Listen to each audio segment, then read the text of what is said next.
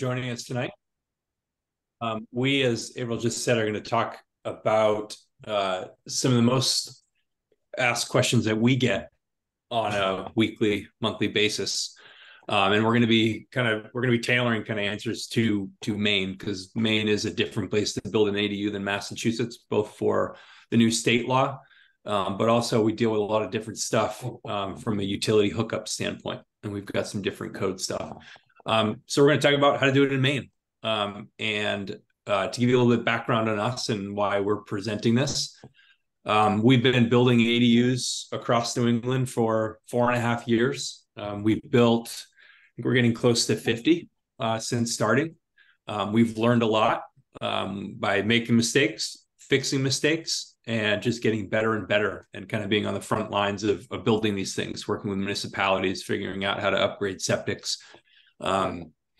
And we're trying to pass out that information so when everyone can build these things either on your own or with us. We've really got an underlying goal of just making this easier to do. So with that, I'll take my face off the screen, put it in a little box, and we'll kind of look into it. So what we're going to do first is figure out how to click play. Slides. Oh, that's print.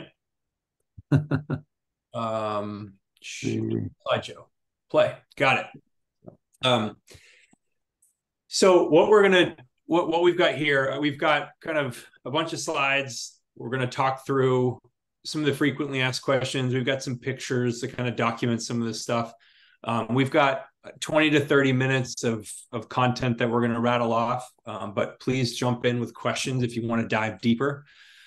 We are more than happy to play Stump the Chump and see if you guys have a question or something in your backyard that you want to ask, because what we find is detailed questions about something you're thinking about can be better than some of the average cases that we've kind of put in here. And Jeff will be jumping in too. He's our advisor in Maine. He's running around doing all of our feasibility study work and working directly on the designs that we're doing. Sure. All right. So first question, can you build an ADU in your backyard? Well, thanks to LD 2003 and the efforts of Ryan Fecto when he was Speaker of the House in Maine, it's a really easy answer. You can do it. That's not the case across New England. That wasn't the case in every town just 1 year ago. But when LD 2003 finally finishes its rollout, which is staggered based on if you're a town or if you're a city, it'll be the end of the year or next July. You will be able to do this. And it's important to know that it is possible in a lot of different forms. There are some restrictions that will be put in place, but there will be a path to get it done. So LD 2003 covered kind of an array of different things as far as it comes to building homes. This slide you're looking at now talks about what it did for ADUs in particular, but it also created rules for called two-family by right, allowing everyone to build 2 individual houses or a duplex on the property if you have enough land. So effectively getting rid of single-family zoning. It had some neat stuff in there about allowing people to build 4 units in appropriate areas, and it had a whole lot of neat subsidies for bigger developments. So it kind of went right across the board. But what it did for ADUs really kind of opened the door to make this more predictable for people wanting to build something, whether it's trying to do a rental or building something for family. So Chris, with this one, this was, so LD 2003 is a state level legislation. And then just because that got released at the state, what does that mean for each municipality throughout the state? Say, does that mean that it's going to be the same rules for everybody in Portland as it is for Boatingham, as it is for Bar Harbor? It means that there's going to be some, rolling back. So it means every municipality has to now get in compliance with the state law. Some cities and towns are already in compliance. Brunswick was already in compliance. Portland was Portland was not in compliance, but they have to get in line. And some of these restrictions that, Jeff, you're probably getting familiar with, towns are scrambling to make sure that they are not that they're not going to basically prevent someone from doing something in line here. I think, Jeff, you've seen Topsom, Durham, Carrabassett Valley, all these towns are scrambling to get bylaws in place. Scrambling's definitely the word. They're thankful that it got pushed out as far as it did to try to update their legislation. And what I'm also seeing is the state level verbiage is it's firm, but it's also fairly open. So it seemed like when they set it at the state level, they can allow towns to be as ideally folks fall in line and they want to build ADUs, they want to help make more housing available. But some municipalities can still be have some restrictions that are maybe tighter than other municipalities. Right. So if we go through these things, so the state law said a handful of things, and here's a short list of them. So the state basically said, as a first thing, ADUs are exempt from density requirements. So if you think about an ADU versus a two-family home, a town can restrict the number of square feet or acreage per unit on a two-family home or a three-family home. Doesn't count for ADUs. You can have a posted stamp of a lot, 4,000 square feet, whatever it might be, and you could still add that ADU. So they can't restrict it based on lot size. That said, there are other things that can potentially create restrictions on lot size.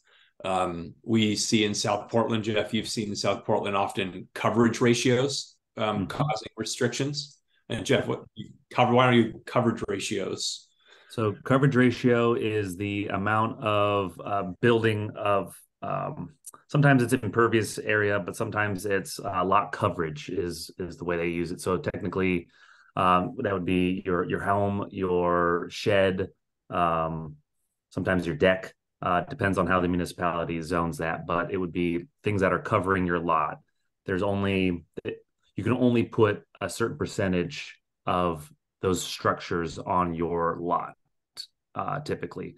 So each zone has a different amount, but I usually see that number for an average residential district, between 25 and 40%. Some go up to 70, but that's typically what I'm seeing. So if it's a 25% and you have a very small lot, that might limit the size of an ADU that you could put on that piece of land. Right. Unless you wanted to keep it under the same roof and convert your living room or your second floor. Yep. I also see setbacks being a bit of a hindrance as well. Sometimes prohibitive to certain odd-shaped lots or just really small lots. The setbacks can be prohibitive.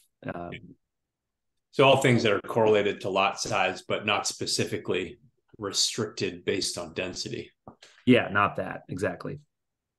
So the second thing you kind of just mentioned, so setbacks and dimensional requirements must not be greater than those of single family units. So basically what the bill said is that you can't create setbacks that are overly restrictive specifically for ADUs.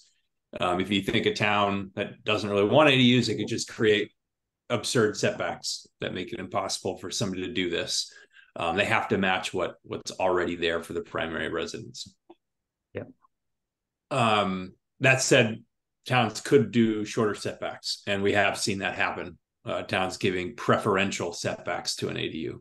Yeah, South Portland does that right now, where instead of having to abide by the single family setbacks, they actually can abide by the accessory structure setbacks, which typically are much less of a setback. So usually 8 to 10 feet rather than 20 to 30 feet of a setback from your rear property line or side property line.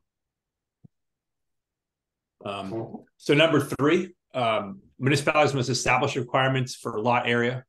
So as long as they're not greater than those required for the first unit. So this again is kind of connected to that lot area. It's kind of connected to density, but it's it is setting some restrictions around the minimum size. And this kind of leads into non-conforming lots.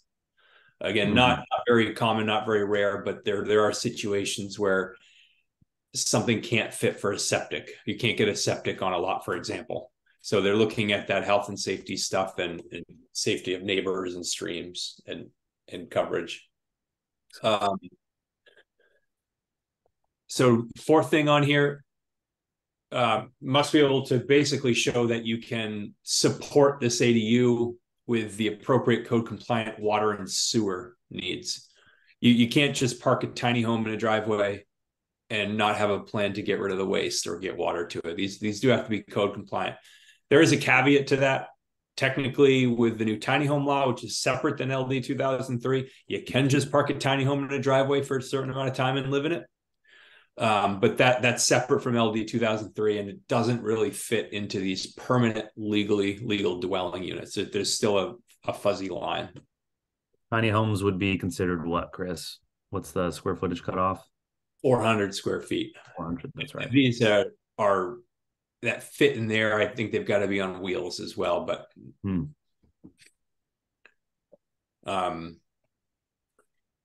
not super familiar with that. We haven't.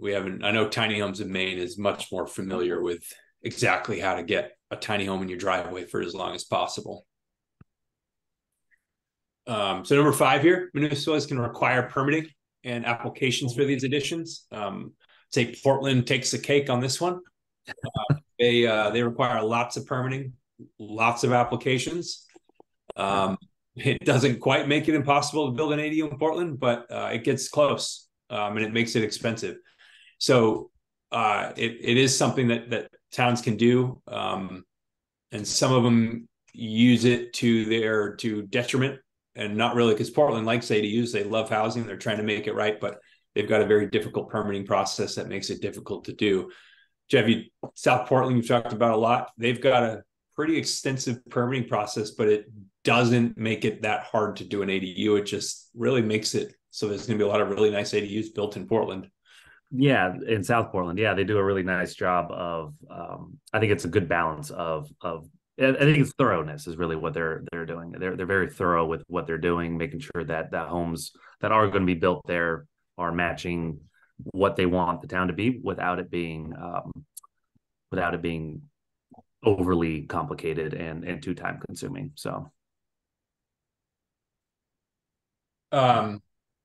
number 6, shoreland zones must abide to the zoning requirements. And this is basically just a poke at if you're close to a river, close to a stream, close to the ocean. It's just reiterating you've got to follow those zoning rules, which are typically more restrictive than everywhere else. And then it can't be, and then another point in here that's thrown in is that you can't use the ADU rules to circumvent subdivision requirements. And basically that's what it's saying. Like you can't just create a bunch of ADUs, sell them off as condos, and avoid doing the subdivision work that's required. So yeah, that's LD 2003. It's got some guidelines in here for municipalities, but it really gives a lot of freedom for municipalities to go out there and kind of create their own sets of rules, but it says they have to go make those rules. And for the most part, what we're seeing is municipalities doing things that are in spirit of LD 2003. They're not trying to do things that are just trying to block it, which is very possible. A lot of them are getting in line and trying to make this possible for people that live there, and they're trying to embrace it as an option. So wherever you are, you're probably, if you don't already have a good bylaw, which honestly before LD 2003, a lot of Maine already had good ADU rules. There's not as many examples in Maine as there are in Massachusetts of very difficult rules to work around. Yeah. You do have a question too. What's that? You do have a question. What's the range between side and front setbacks on rural and in-town lots? That's gonna vary on what town you're in. So typically a rural setback is going to be a larger requirement. So they're going to be usually requiring a larger lot size and requiring deeper setbacks the more rural you get, and then in town varies on what zone you're in, but typically the more in town, if you're right in downtown Portland, the setbacks are practically zero, or they might even be zero, and the lot coverage could be close to 100%, if not 100%. So it depends on what municipality you're in. Yeah, and on average, I think an average in-town lot is anywhere from 10 to 15 feet for a side setback, 20 feet for a rear setback, and then 10 to 20 for a front. And I think if we go out to rural areas, it's double that. A side setback might jump to 25 to 30, rear setback might be 40, front setbacks might be 60. So they grow is in proportion to lot size. And they're trying to support the rural characteristics of living out in the country. That's the goal as you get further out in a zoning map. And just a reminder to everyone that has hopped on since we started and may have came a few minutes late, if you have a question, you can just hit that Q&A button at the bottom of your screen, if it applies to the topic that we're talking about. And then at the end, we're going to do a giant Q&A session. If you have any other questions, just make sure to put it down in there because the chat's been disabled. All right, we're going to dive right into the heavy hitting question that nobody likes to answer in construction. What's the average cost of an ADU? So there is a cost, if you can believe it, even if you try to call builders and people all the time who will say, oh, I got to come see it. But there is a cost, and you can't put a number on these things. And I'll come out and say it right away. It's unfortunately way too high. And it's about 40, actually, we're actually almost 50% higher than we were 4 years ago. And honestly, we don't like where we're at, but it's where we're at with the cost increases of the pandemic. But I think there's a couple of parts when you're thinking about cost. You've got to understand what you're being quoted when it comes to cost, what's included, and what numbers you're looking at when you're thinking about cost per square foot. So when we're thinking about small homes, which is essentially what an ADU is, you get kind of skewed cost information. So when we think about a bigger house, you can think of price, the foundation, the driveway, the well, the electrical connection is a much smaller percentage than the overall house. So it tends to look smaller in the budget. But when we're looking at this, when we're looking at a breakdown of a cost of a small home, the cost of the house above the foundation, the part that you live in, the part where you choose countertops, the part that you choose your flooring and your siding, it's only 40% of the total cost. $130 to $150 a square foot. It's really a very small portion of this whole thing. As you can see on the left here, at least our prices and what we think are pretty typical of average, maybe slightly higher than a guy who's got a truck who can build a house. The all-in price is over $300 a square foot now. It used to be mid 200s and even low 200s. But 60% of that number comes from building the foundation, connecting it to the septic system, getting electrical to it, getting water to it, the site prep and landscaping, digging the hole to put the house's foundation in, building a pathway so you can walk to an ADU, landscaping, all of that's, and then of course the planning, design, and permitting. Unfortunately, a lot of times with an ADU, you can't just pull a plan off the internet and build it. It's got to change to some degree for it to work in your backyard or to work with local codes. So you end up getting into some degree of a design and architectural process in order to get the permitting document. This is something that we've had people do on their own. It's definitely possible, and it's certainly possible in a lot of. It's hard to do in Portland on your own. It's not so hard to do on your own in Westbrook. And honestly, it's not really that hard to do on your own in South Portland because the city government is so extremely helpful. So there's ways to kind of look at this and try to keep the budget down. But I think the point here is the distribution of cost of an ADU. It's very dispersed over the entire project. And then, yeah, we put in on the right here what our costs are for different size houses, and we threw in here kind of the sweet spot, 810 square feet. We see that a lot of people building ADUs want 2 bedrooms. And when you build 2 bedrooms, that puts you in the 750 to 850 square foot zone for it to be comfortable. And this tends to be the budget that where these are falling, including all of this stuff on the left, $260,000 to $295,000. And then I threw in here something smaller, shaped 210 square feet off of it.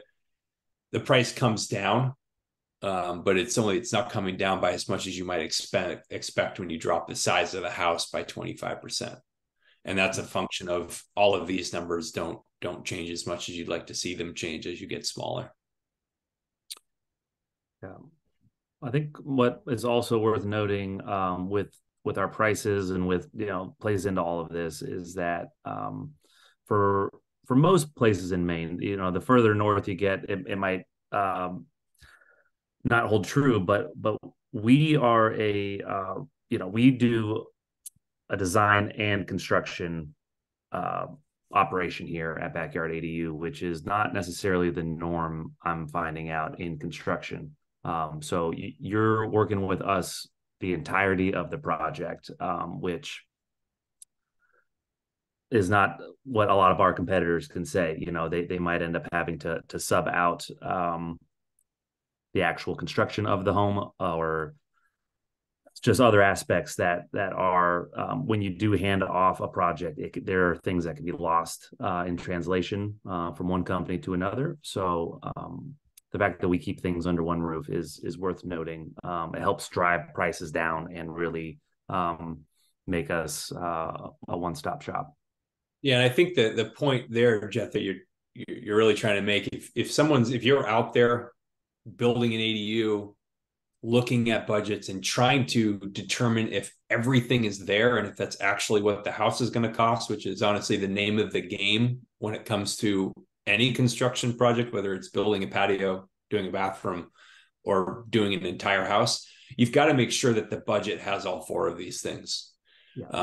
Jeff was making the point, planning, design, and permitting in Booth Bay. It's probably a lot easier. You don't actually need fully engineered architectural plan sets. That's not the case in Portland and South Portland.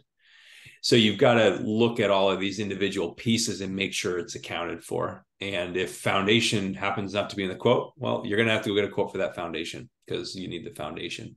Same goes for things like, is the grading and seating in there?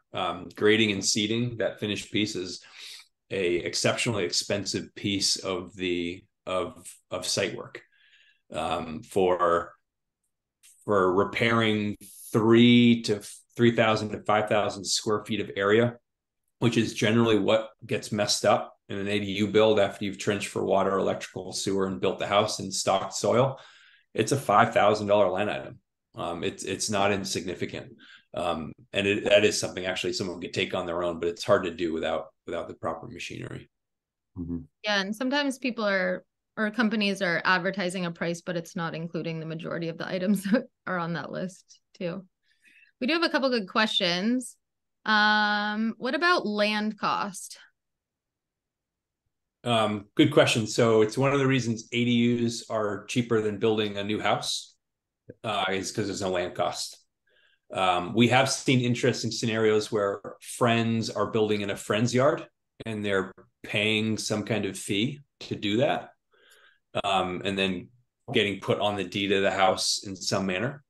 But ADUs don't have land cost. If you are doing this and you're trying to build just a standalone small house, land cost is going to be on top of these numbers.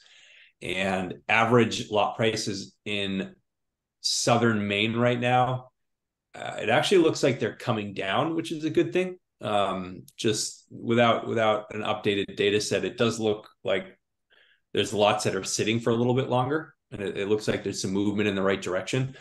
But at one point from Brunswick South in the I-95 corridor, I think the average cost was well over $100,000 just for the land. and that's unprepped, no septic, no nothing. And then in Portland, that jumps to 150 to 190,000. Scarborough's up there, Brunswick's up there. It doesn't drop back down again until you go west of Westbrook. And that, if you draw kind of a line parallel with I-95 in the Westbrook general area. I would agree with that. Another question is, what is the smallest and largest square footage ADUs that we build? And are there size specifications to be considered an ADU? Yeah, so I'll take the first, or I guess I'll take the second half of that question. I'll let Chris take the first half, but to answer size limitation, typically municipalities are putting a size regulation, square foot, whether gross or living area. It depends on how they word their bylaws, their ordinance, but there typically is going to be a restriction on how big of an ADU you can build. You can't build less than 190 square feet as a state law level. So there's that. And typically, yeah, and then anything under 400 feet would be considered a tiny home. So that's a different kind of regulation. But I'll let Chris answer the how big and how small the home we've built before. Yeah, so the average size of ADUs is around 800 square feet, and that goes in line with local rules. It's generally the max that's allowed. Sometimes it stretches to 1,000. Standalone homes that we build, we've built up to 1,400 square feet, but we try not to get too much bigger than that. Although we do look at stuff on a case-by-case basis. Our goal is to help people design and build houses that are efficiently designed for the expected use. So if you have a family of five, you might need a house that's bigger than 1,400 square feet. You may want a little bit of space for people to spread out and for family to visit. And we get that. We just want to keep it reasonable and not just build big for the sake of bad design. On the small side, honestly, 600 square feet tends to be the floor. We have built 500 square feet and we have built 400 square feet. We're working on an ADU with a loft in Portland right now. That is 400 square feet. And it qualifies as a tiny home. But what happens when you start shrinking that size, this number, this range, 200 to 230, doesn't get that much smaller. So you end up paying the same price for less square feet, and it becomes less usable long term. So we'll build small if there's site constraints, if there is a hard budget cap and we have to really make it small to get, say, under 200,000, we can do that. But this 600 square feet tends to be the sweet spot for a one-bedroom ADU on one floor, without it getting too small and just $450 per square foot, something like that. All right. Oh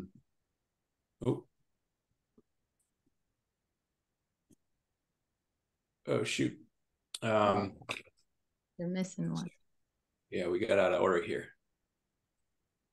Where did this go? Oh, no, I think we deleted it. All right, I'm missing one slide here, but the prompt here is, do you need a foundation? Can it be a full basement? What kind of foundation can you be? So we kind of answered this earlier, but it does have to be on an engineered foundation. An engineered foundation essentially means that a structural engineer would sign off on it, or that it meets prescriptive code. It can't just be sit on a gravel base. It can't just be sit on the wheels on a tiny home, although there are some exceptions to that, as we talked about. But there's lots of different things that you can do. You can do a traditional 4-foot crawl space. You can do a full basement. You can do a slab. And when you hear the word slab, it's not just 4 inches of concrete. A slab foundation has a footing around the outside. There's insulation around that foundation. And we think a lot of people ask us if we can do a slab because it's perceived to be the cheapest foundation option. That's not actually true. It tends to be actually somewhat expensive compared to some of those other options, because the concrete the concrete work becomes your finished floor, and it has to be perfect. And that's a skill set that's lacking in Maine. There's not a lot of people that have the ability to create a perfectly flat, polished concrete floor that can accept a floating hardwood floor or engineered bamboo or whatever it might be. The photos that you're looking at here is our favorite foundation type for an ADU. It's called a shallow frost protected crawl space. It's kind of a cross between a slab and a 4-foot crawl space. If you were to do a slab foundations are going to have this wing of insulation to protect it from the frost. It's going to have something like this big footing type thing that goes underneath the slab, and then the slab would go on top of it and act as a floor system. This foundation system takes a similar strategy on the insulated footing, but instead of doing all of that finished concrete work, we come over here and we just do what's called a rat slab. It's a 2-inch concrete pour, uses less than half the concrete as the other one, and it can be finished by pretty much anybody because it's something that only needs to be smooth enough to roll around on to connect utilities. And it provides flexibility in connecting utilities, and it's something that's actually needed for doing modular construction, because you come in with everything done inside. Your utilities are stubbed. This is water, this is sewer, and then you got to get in there and connect stuff in the crawl space. But we like it. We like it because it's very, very inexpensive. It's more energy efficient than a 4-foot crawl space. It uses less material than a 4-foot crawl space, and it provides the same general function. It keeps the house from failing or falling or blowing over, whatever it might be. Mm-hmm. And it also minimizes excavation too. Digging 4 feet down or 6 feet down is a surprisingly large pile of dirt.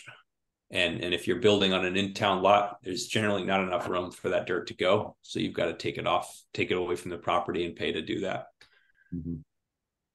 Yep. And we use here, you can see we like to use these insulated concrete forms, ICF, which will then, you can see in the farthest right photo, we pour concrete all in that as well as on that rat slab. That slab does stick out past that foundation for frost protection, like Chris said. And then there's also a drainage that goes all the way around that perimeter that takes all the water away from the foundation, making sure that the crawl space is nice and dry.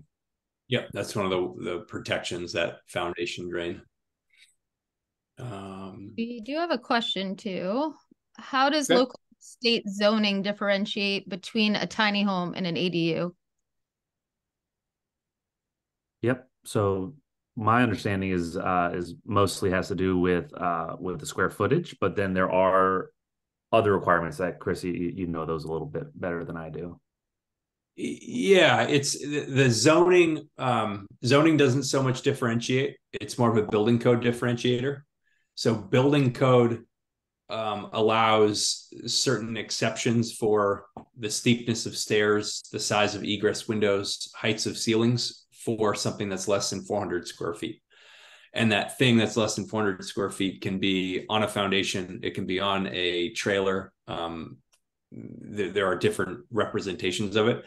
So there's building code differences between the two. Some zoning bylaws, I'm not super familiar with which ones have actually created provisions that allow for temporary parking of tiny homes, I believe, to comply with Maine's tiny home laws. But it's honestly not something we're super familiar with. We've been just so laser focused on getting them on foundations, but we are familiar with the difference in code from a building code standpoint, because it does, if you are going to build 400 square feet, it does create the opportunity to create a loft with a really skinny, steep staircase, which allows you to save a lot of space compared to building a full size code compliant stairs. Yeah.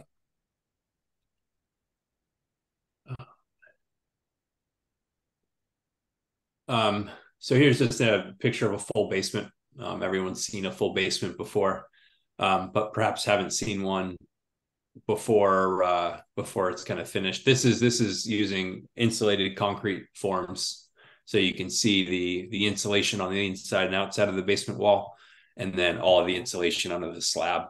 And in a newly built house, it's required that you insulate your basement. I don't know the exact statistic, but I would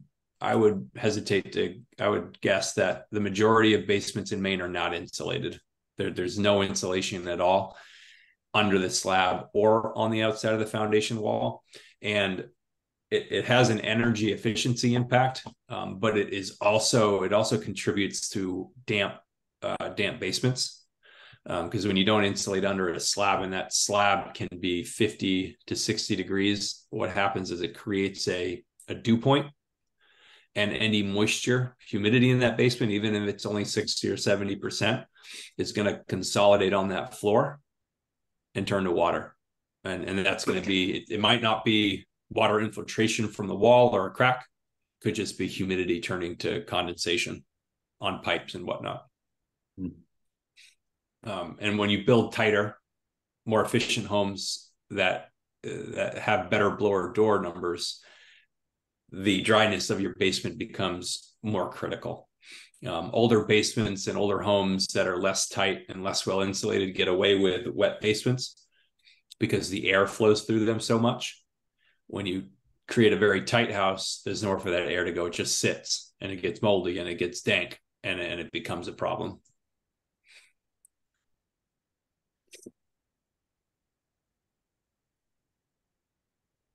All right. So here's another question, and we don't always get this question worded this way, but what does prefab mean? We get people asking, do we do prefab? Do we do design? There is a lot of confusion is disappearing around the term of prefab, and it's thanks to companies like Bright Built and GoLogic and Unity and Backyard ADUs. I think that we're starting to demystify it a little bit. Prefab is just a method of construction. It doesn't say anything to design. It doesn't say anything to cost, and it doesn't say anything to limitations. It's just one of three typical ways of building a home. So you've got prefab, which means you're trying to build large chunks of the house offsite in a factory. We've got a picture of a house getting built in our facility out in Pennsylvania. It means you're probably setting these boxes with a crane. But prefab's got a couple different kind of levels of finish. Modular prefab generally means that you're getting full volumetric modular boxes where the electrical is all done, the kitchen's installed, flooring might be in, tiles done. And the goal of that type of construction is to absolutely minimize the work that gets done on site. And generally the goal of that is to increase the predictability of the project, allow you to fix a budget, and reduce scheduling issues. And what it does do is reduce the average time of a project compared to every other method, whether it be panelization or stick build, very, very significantly. Modular projects can still get very out of control. We've absolutely had projects that have taken way longer than they were supposed to. And the reasons are very similar to that of stick build. We didn't do a good job getting subcontractors to the site on time. We messed up something in permitting, and it caused the project to drag on. But on average, building 80% of the project in a facility that does 800 to 1,000 homes a year, that has a full-time quality assurance team, that specs every single outlet in its exact location on paper in a CAD program, it definitely has the effect of making it more predictable. And it certainly has the effect of allowing you to fix the budget, which is why we build modular, because it does create that opportunity.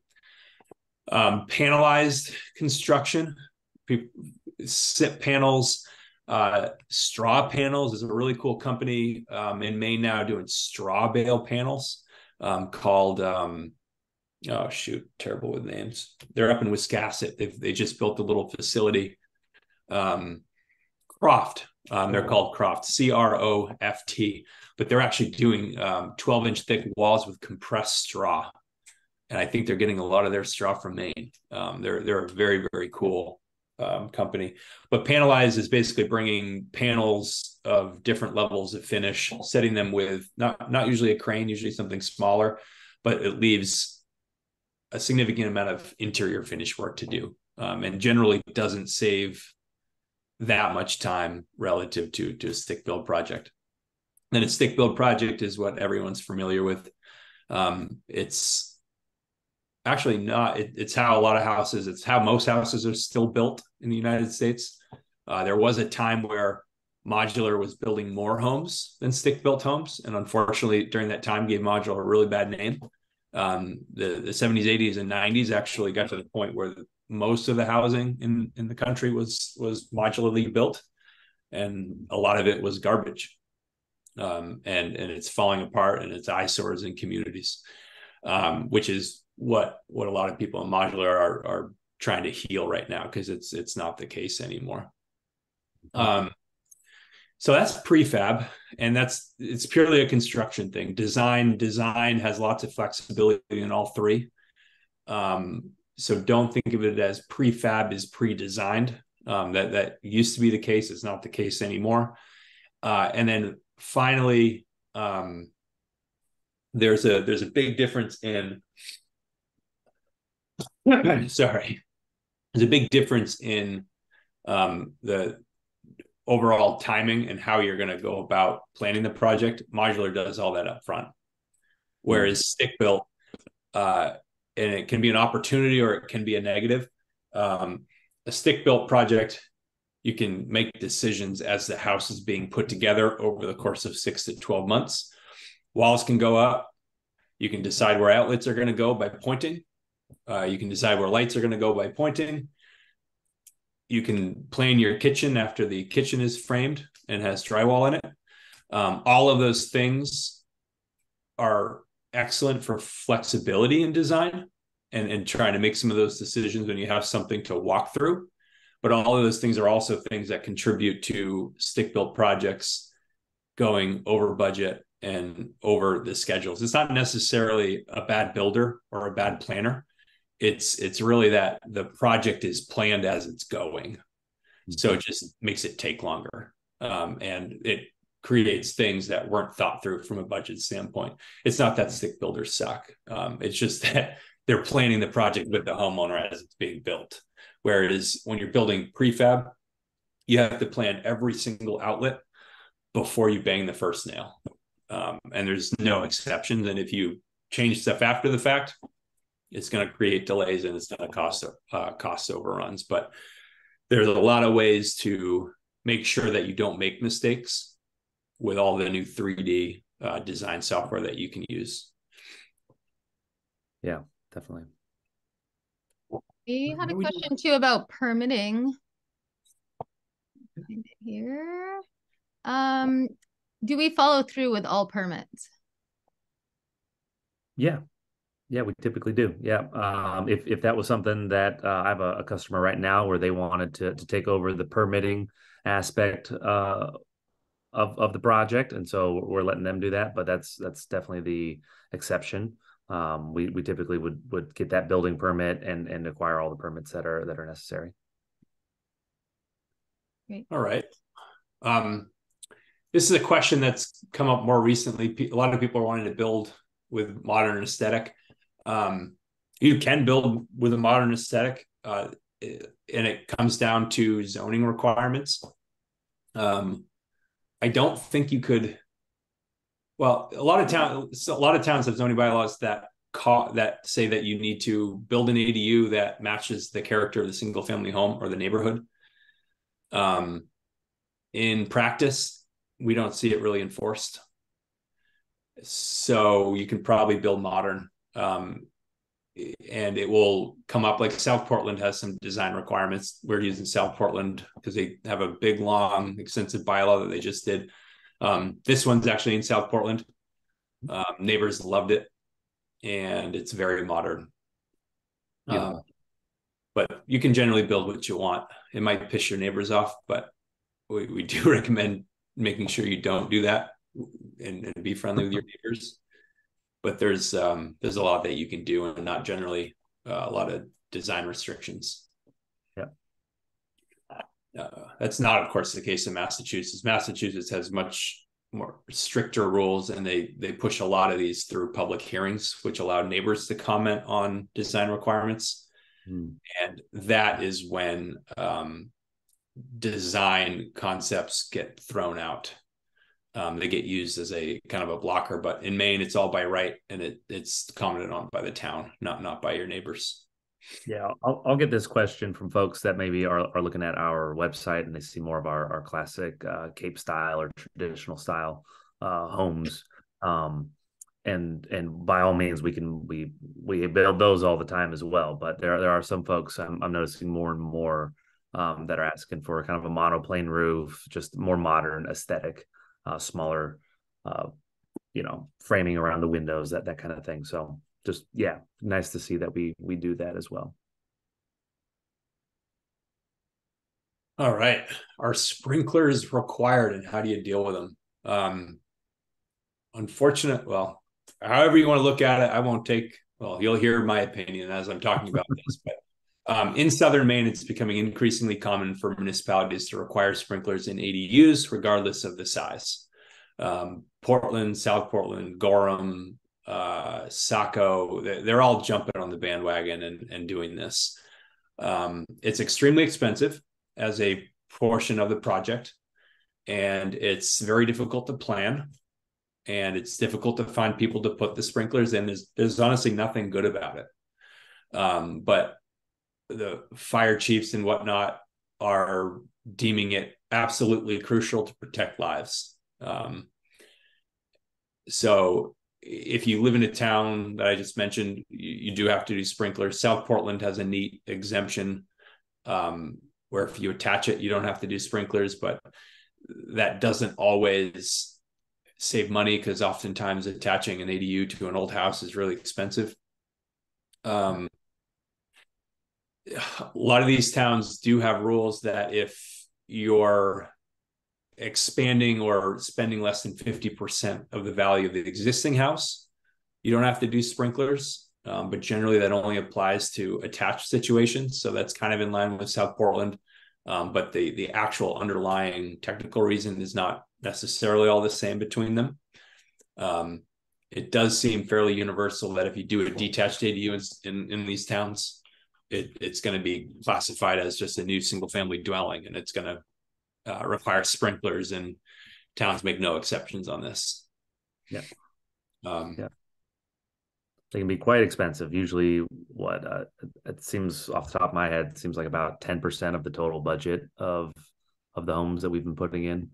Generally what the sprinkler cost is.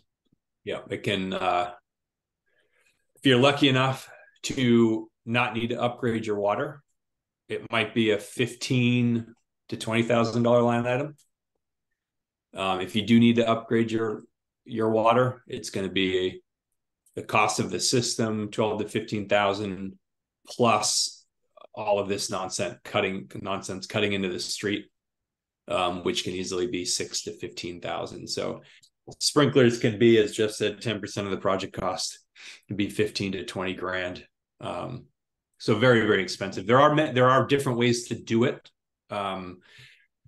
You could do something with a water upgrade, and the water upgrade becomes necessary if you can't show that you have enough water flowing to service the existing house, running its washing machine and flushing a toilet and doing the dishes while there being an ADU on fire in the backyard, to run the sprinklers. I'm saying that obviously it's coming across as being a little bit flippant, but that is the standard that it's held to. The water service needs to be able to supply the peak demand of the existing house, plus all of the sprinkles going off in the ADU. And you need generally at least a 1-inch water line, which most houses do not have. And more often than not, it needs to be 1.5 inches. So it's means an upgrade for most homes.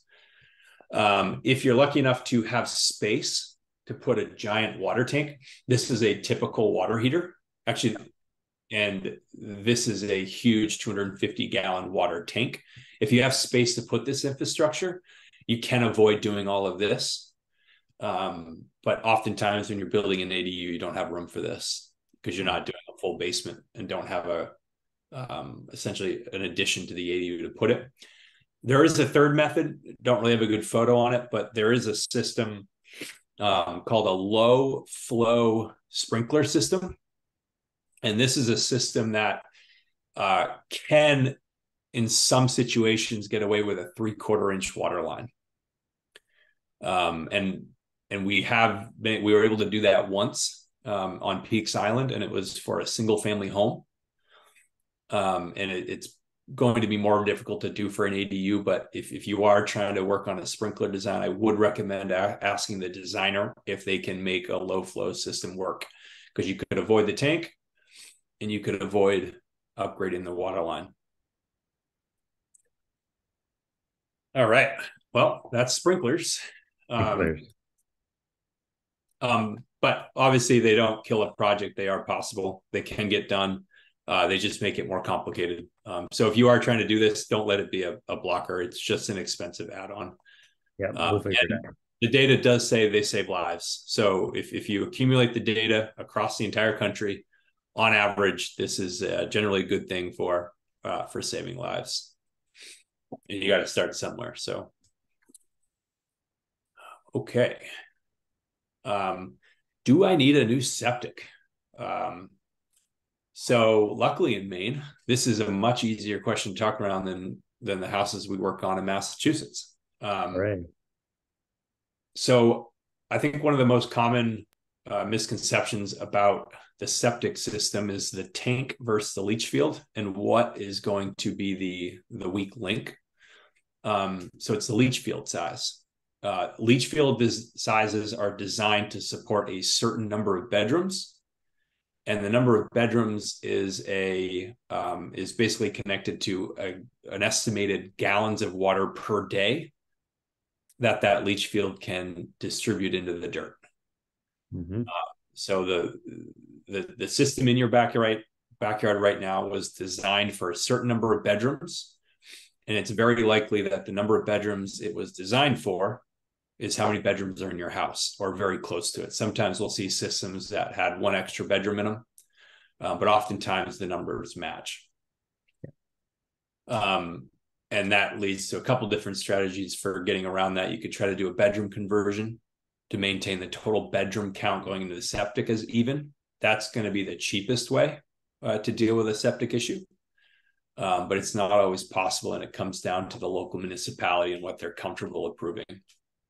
Yep. Age of the system and if designs are actually available is going to be the next thing that comes into play.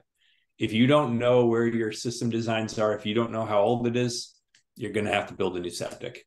It's basically universal that you have to prove that your septic can take on the additional load of the new ADU, and an engineer is not going to, well, I won't say, there might be an engineer out there that will sign off on it, but the average engineer is not going to sign off on a septic system that they can't see the original designs for.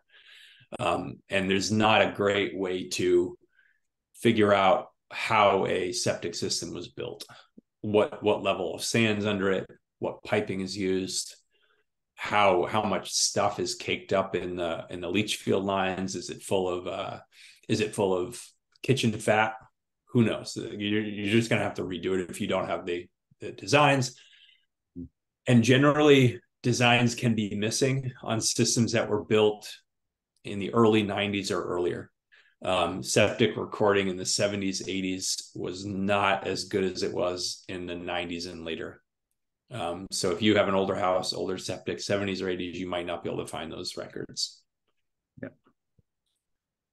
Does this apply the first building on a lot? And can the first building on a lot ever be considered an ADU? Is it possible to put 2 or 3 ADUs on an empty lot, for example? So A lot of questions in one, but does all of this apply if it's the first building on a lot? And I'm assuming all of this is everything we've talked about up till now. if the can the leach field be, can a septic system be built on a new lot? Is that the question? I'm missing. Yeah, I think there's a couple things here. So you can, so if you have a lot and you want to plan something in 2 stages, so say you want to build an ADU and you know that it's going to actually be an ADU by zoning standards in the future, and it would become an ADU if you built the single family home next, that is possible. When you build the ADU out front, it's probably going to just be permitted as a single family home. But if you're planning to build a bigger home in the future, you want to make sure that the size of the ADU is going to allow you to build the size of the house that you want if there's a proportional size rule in your town.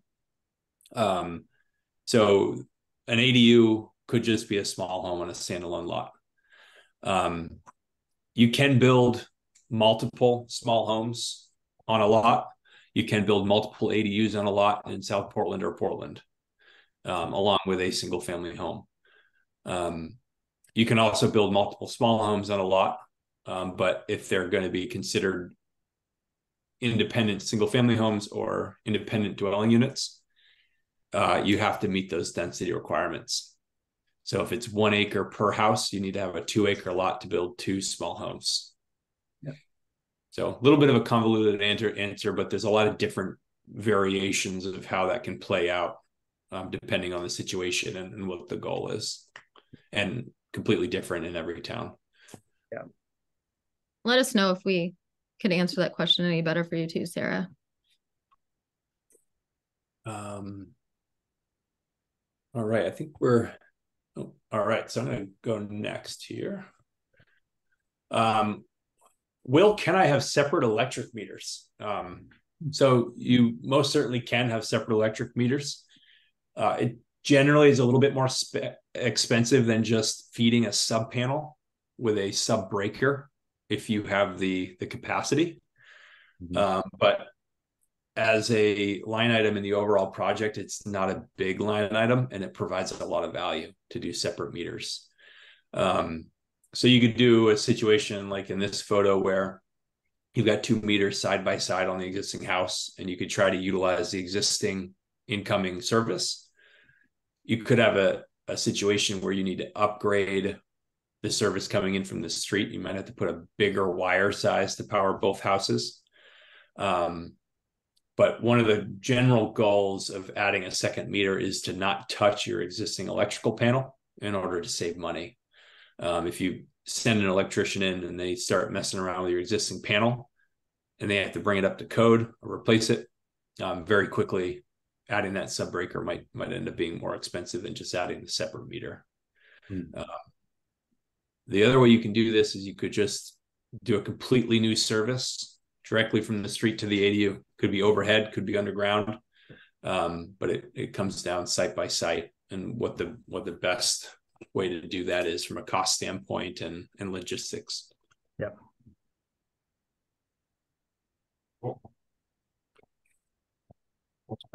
So can you attach an ADU to a house? So you definitely can. Talked about how it could potentially allow you to avoid sprinklers.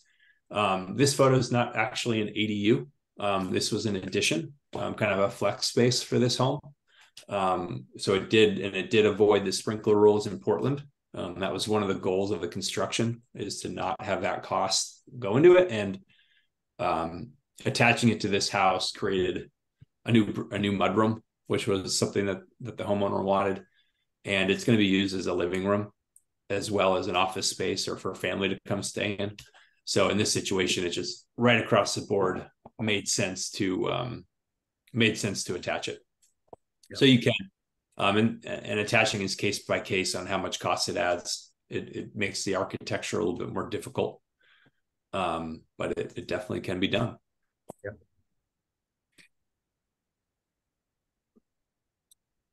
All right, this is the final question that we get a lot of. Do you need a survey? The answer is it depends. It totally depends. And we have our rules. Towns have their rules. We tend to lean towards requiring our homeowners to get a survey. It's not fun to build a house on someone else's property or in a setback, because the town has the right to ask you to move it. And it's an extremely expensive mistake. But we generally will kind of move forward on the requirement of, if you're less than 5 feet from a required setback, you can't build anything without a survey, because you can't eyeball less than 5 feet on some property lines. It's too risky. There can be some variations in that rule depending how big the lot is and how far and things like that. But generally, less than 5 feet, you should really just have a survey done. It's worth the savings. If you're really unclear with where your property line is, you're going to want to do a survey. You don't want to guess, because oftentimes the property line is not where you think it is. It really could be somewhere totally different. Yeah. And then final, required by the town. A lot of towns require surveys now. Portland requires them. South Portland requires a quasi survey. It's a mortgage insurance inspection, essentially, which is it eliminates all the deed research, but it gives a professional opinion on where the lines are without a licensed liability in line. But in Portland, on the other hand, requires a full boundary survey. Yep. And that's generally the direction that towns go as more activity happens. Rural Maine doesn't really require surveys. They don't. And then what goes on that survey is a little bit different per town, whether you need to show contours, whether you need to show exact septic locations. It's kind of the wild, wild west in Maine for what's required. And we kind of put over here an example of what we do when a survey is not required, and the level of detail that we think that you should draw no matter what, in order to make sure that everyone involved in the project's on the same page in terms of where's the house going to go, where's the excavator going to dig, where's the electrical going to go, just so that's not being made up as the project goes. And when things do change, it's because someone started digging and found something, or because there was just a little mistake made rather than doing everything on the go. Mm-hmm. Yeah, we found it to be helpful in a lot of circumstances to have a survey done, but you don't need to go out and do one before you talk to anybody. You can, but that doesn't need to happen necessarily. You can reach out to us, and we'll help navigate that road with you. All right. Well, that pretty much wraps up the key question, the frequent questions we typically get. Yeah. We've been great about putting questions in here, but we'll give a couple of minutes if anyone wants to throw anything else into here, and then we'll try to wrap up and call it an evening. If you are interested in building an ADU, we are a company that builds ADUs. That may or may not have come through tonight. But we do try to make it available to everybody, and we start the process with a feasibility study, and the goal of that feasibility study is to essentially look at all that stuff we just talked about, do a preliminary map that looks a lot like this, and kind of give you something that you can use to really plan the project before you spend too much money on it. And going rate for that right now, $600. And the goal is to get you a map, get you some zoning details, let you know how big you can go, and give you a budget that at least is going to stand pretty closely to us for something that we built before, whether it be one of our 800 square foot squares or one of our L lines. We're going to let you know within 10-15% of where you're going to end up, so you can decide if you even want to move forward with a project or can move forward with a project before you get in too deep, which is typically what happens with construction. And we don't want that to happen. And if you don't build with us, you can use this elsewhere. This should be helpful for site work professionals to take a look at and give you an idea of what they're going to cost to do it. It should be helpful for electricians and plumbers to come in and take a peek, although they're going to want a little bit more data to give you full quotes depending on how you're going to build, but it's a good starting point. So if you have any questions, please don't hesitate to get in touch. We'll be doing probably another webinar in 2 weeks. And hopefully Jeff and I will meet you at some point in person. Next week, we have a webinar next week. Thursday, we're doing a webinar on our design paths. So you can see the different designs that we have, get some more pricing information, and look at different floor plans as well. So that's next Thursday. Okay. Yeah, we'll be talking about how do we go from our design path, which is essentially a starting point, to something that's customized and ready for your backyard. We do some prefab designs, but a lot of times we end up in a pretty different point than we started in, to make it fit for the backyard, to make it fit for someone's mom, or to make it fit to be the perfect rental.